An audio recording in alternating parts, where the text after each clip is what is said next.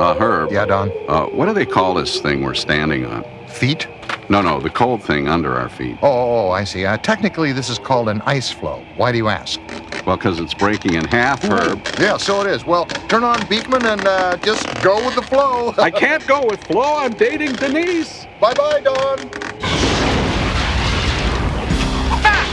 During long flights at zero gravity, astronauts can temporarily grow 2 inches in height.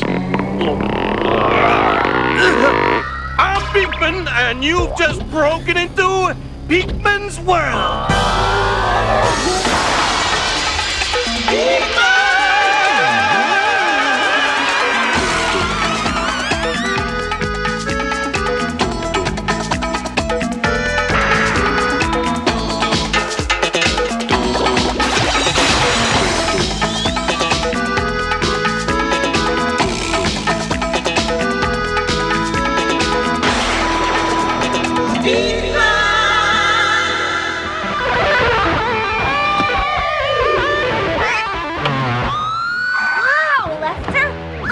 You could play the guitar like that?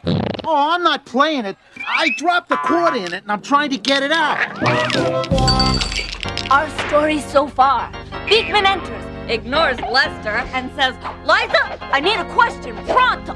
And the brilliant and beautiful Liza responds by reading the following. Becky Moppin of Fulton, Missouri wants to know, is it possible to sleep with your eyes open? What an eye-opening question. Let's get popping. I'm not through yet. Bobby Rower of Spirit Lake, Iowa, inquires, why do we get that junk in our eyes after we sleep? Oh, it sounds like a couple of Beakmaniacs are losing sleep over sawing logs. So, to lay their curiosity to rest, here's a legend in his own nap time, a famous imaginary character from 19th century literature, from the pen of Washington Irving, Rip Van Winkle.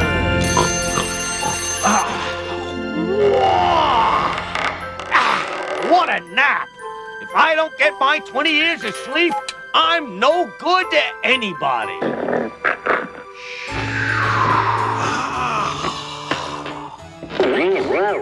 Shh! Robin, I think Ratman is sleeping. Either that or working. With Lester, it's hard to tell. When we sleep, our muscles relax, our heart beats slower, and our breathing slows down. Why do we have to sleep? Well, most animals, Including people in rat suits?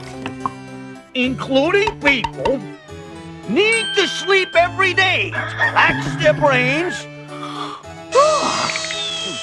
and restore their bodies. We sleep in 4 stages. First stage lasts about 10 minutes. In this stage, you're aware of what's going on around you, and you may even be able to answer questions with one-word answers or grunts. Right, Lester? During stage 2, which lasts from 20 minutes to half an hour, you no longer see things around you, and your thoughts are very scattered. Like Lester's when he's awake. Not that scattered. Total relaxation of the muscles occur in stage 3, which lasts from 10 to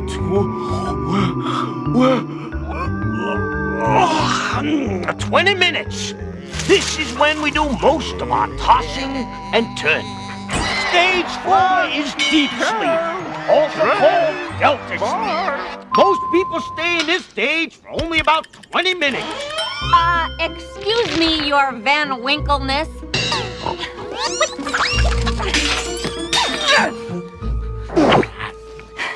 Your numbers just don't add up. 10 minutes for stage 1, half an hour tops for stage 2, 20 minutes max for stage 3, and another 20 for stage 4, for a grand total of an hour and 20 minutes. Aren't you supposed to get 8 hours of shut-eye a night? Now listen up, Sleeping Beauty. the end of stage 4, people start drifting through stage 3 to stage 2. And it is then when something very interesting happens. Your eyes start moving very quickly. This is called REM, or REM sleep. Oh, I remember that. REM stands for rapid eye movement.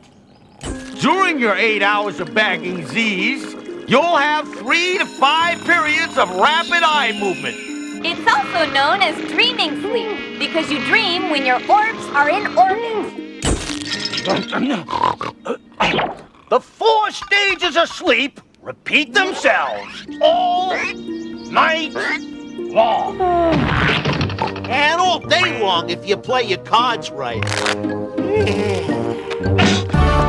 It isn't every day a Rip Van Winkle shows up, or for that matter, wakes up. I bet he told you all there is to know about sleep. He didn't answer either of the questions we needed to answer. Liza, I'm in a race against time. Reprise, as in repeat. Question numero 1. Is it possible to sleep with your eyes open? Rarely. That's because of a tiny muscle that closes our eyes when the muscle relaxes. Sleeping with eyes closed is important for 2 reasons. It gives the brain a rest, And your eyes stay moist while they're closed. Hit me with another one fast. This is a tough one. Why do we have eye gunk in the corners of our eyes when we wake up? Eye gunk, also known as eye crispies, Lester, go back to sleep. peeper pastries, Oh, Lester. eyeball boogers, Lester, I'm warning the you. slimy greenish goop that's plastered to the boundaries of my baby blues every morning. Let me tell you something. Properly prepared, they're darn good eating. Lester! We're speaking of eye mucus here. Yum. It's the eye's own self-cleaning secretion system. Oh, say secretion again, except this time with a little French accent. It's a mixture of salt, water, Hey, forget the recipe. The really important thing to remember is they taste like chicken. So, Becky and Bobby, that's the schmooze on why you snooze. and what's in store when you snore. Coming up next, it's a disappearing act. But you'll be able to see it. Don't disappear. We'll be back.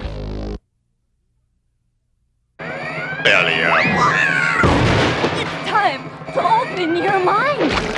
Here he is, the angler of accuracy, the fishmonger of factuality, the David Ogden Stiers of vulcanized tires, the one, the only, the Beakman! You hunk 'em, I'll bunk 'em. Let's do the mouse.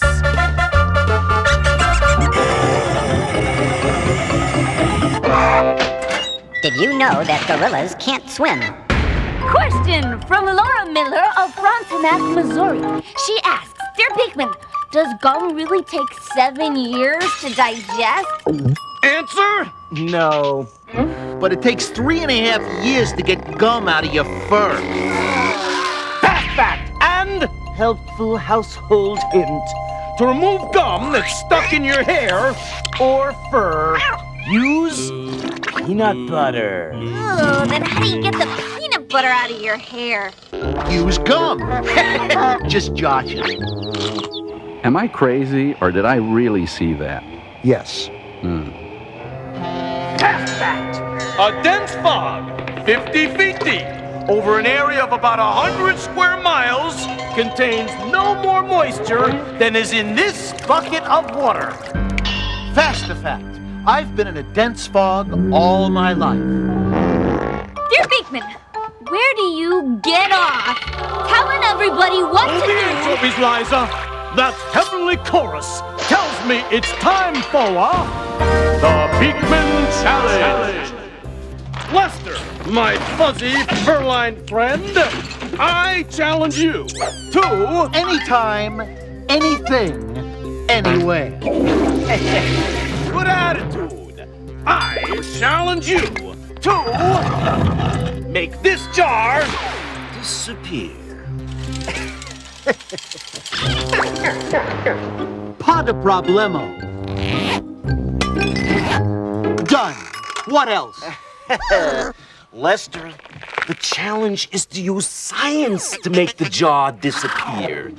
Oh, of course. This is a lever. That was gravity. I am science friendly.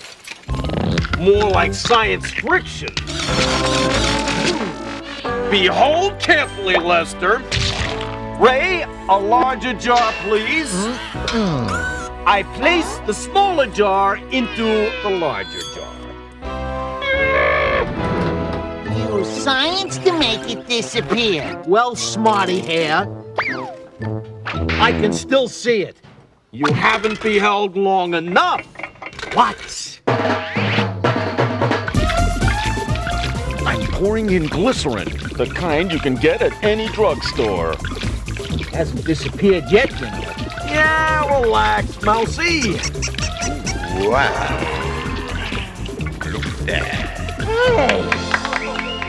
Camera trickery! Nay, science.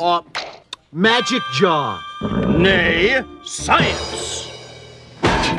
Will you stop neighing and whinny the answer? Okay, enough horsing around. Let's trot out the secret. Light travels at different speeds through different materials. Light travels more slowly through glass than it does through air.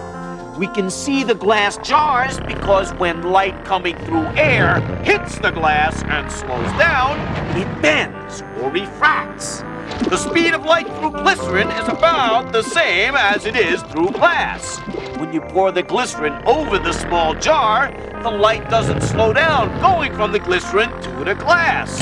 It doesn't refract, so you can't see it. Coming up next, we find out why some noises are soft and others are loud. I'll discuss noise with the boys after this. Let's get the show back on the road. Hit me one time, Liza. Oh, he probably meant with a letter. Hey, yeah. Fast thinking, Liza. Next time, I'll be more specific. It's from Lane Rayborn of Sherman Oaks, California. She asks, why are some noises louder than others? Great name, Lane. And a sound question, too. This calls for some ample advice about amplification. Amplification, the process of increasing the magnitude of a variable quantity without altering any other quality, from the Latin amplificare, meaning to make large.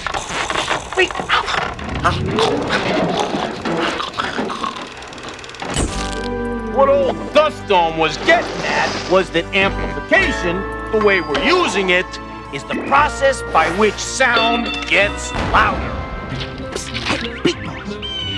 Isn't this how sound gets louder? No, that's how guys in rat suits get fired. Promises, promises. First, let's review what sound is. Oh, bogoscope!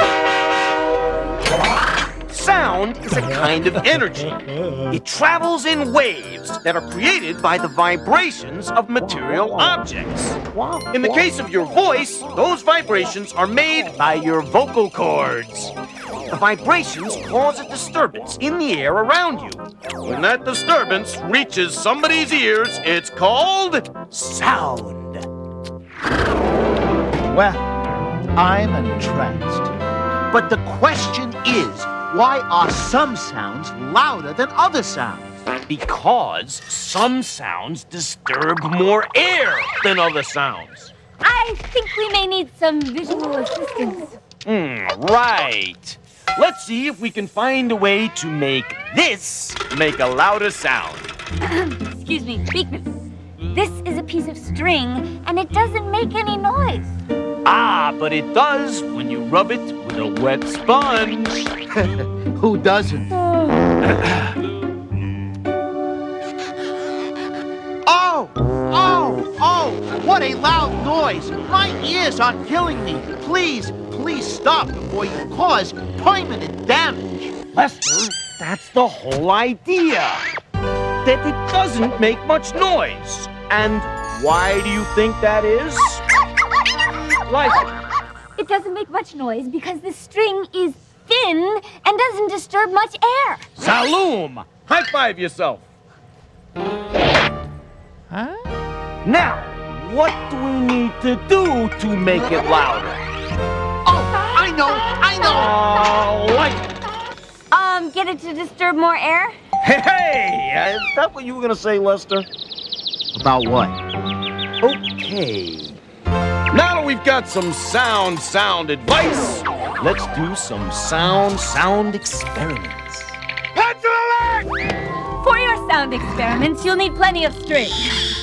Paper or plastic cups, a sponge, paper clips, a shoebox, a big spring, and a few rubber bands. Gotcha! Any experiments performed at home should be done with adult supervision, and all appropriate safety precautions should be taken. All directions should be followed exactly, and no substitutions should be used. Let's turn up the volume on our piece of string. First, we poke a little hole in the bottom of one of our cups and put the string through it like this. Next, we attach our string to the paper clip so it hangs from our upside-down cup. Oh, Liza, you do the honors.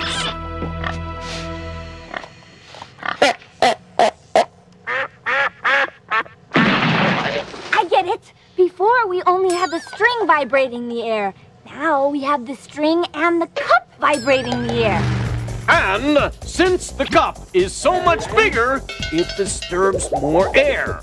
The scientific word for the strength of a sound, or how loud it is amplitude. Incidentally, an amplifier in your stereo sends an electronic signal to a cone in your speaker, which vibrates and disturbs the air so that you can hear sound. Are we just gonna stand here listening to Holiday for Strings? How about listening to Holiday for Springs? Behold, a not-so-noisy spring. But hook it up to a cup and... Liza's using the skinny, low surface area spring to vibrate the large surface area cup. That way, I disturb more air molecules and we can hear a veritable springtime jamboree. Now comes the topper. Rubber bands. The Stradivarius of office supplies. Here's a little one, a regular size one, and Mr. Jumbo. When I straighten out a rubber band and twang it, you can barely hear it because it's not moving very much air. But when I wrap my rubber bands around this shoebox with a hole cut in the lid, a womp bop a loo bop, get a load of this. We can hear the rubber bands better because the vibrating shoebox disturbs a lot more air. I really hope you dig the combo's sound. So, Lane Rayborn of Sherman Oaks, now you're part of the crowd that understands the difference between soft and loud. Jack, please! Sean A. Urban of Toledo, Ohio wants to know, are Martians really real? We'll see if it's the occasion for a Martian invasion after this.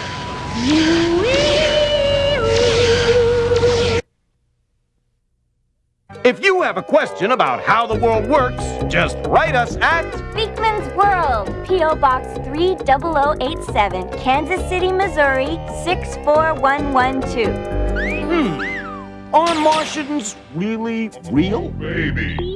Scientists have sent robotic probes to explore the red planet, and they've found no evidence of life as we know it.